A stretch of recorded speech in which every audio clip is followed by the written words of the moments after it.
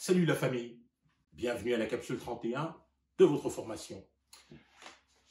Alors, on parlait du ou de la PDG justement, de son rôle, de sa mission. Alors, de réunir justement une équipe qui va assurer la direction du bureau exécutif et qui va être président du CIA.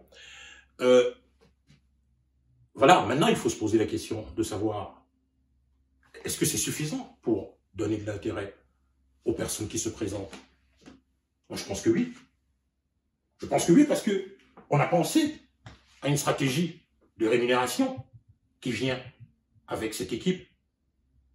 Et cette stratégie de rémunération, ça a toute une documentation que vous pouvez avoir, que certains d'entre vous ont déjà.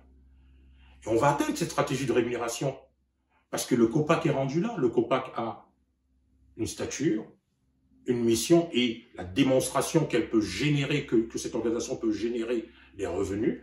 Donc oui, il faut clairement se préparer à ça pour justement amener un bureau exécutif à se positionner et à ne faire que ça, pour être cette organisation vigile et supracommunautaire qui est bien présente. Alors oui, il faut se donner les moyens d'avoir des penseurs, des penseuses volontaires, impliqués, et en faire un poste privilégié, bien sûr.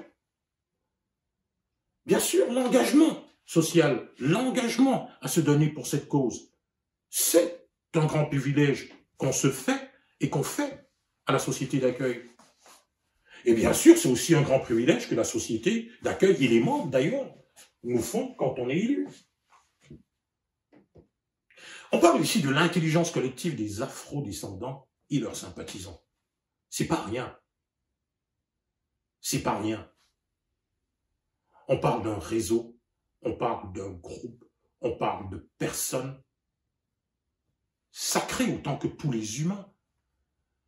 Donc, quand on fait affaire à des êtres sacrés, on pense à de grandes choses, on pense à de belles choses. C'est pour ça qu'il faut penser une belle stratégie de gouvernance. Alors, c'est ça, le ou la PDG. Donc, il a un pouvoir, oui, elle a un pouvoir qui est très bien contrôlé, qui est très bien assisté par un CA qui est représentatif, qui est la représentation, en fait, de toutes les entités qui sont et font affaire avec la structure du Conseil panafricain du Québec.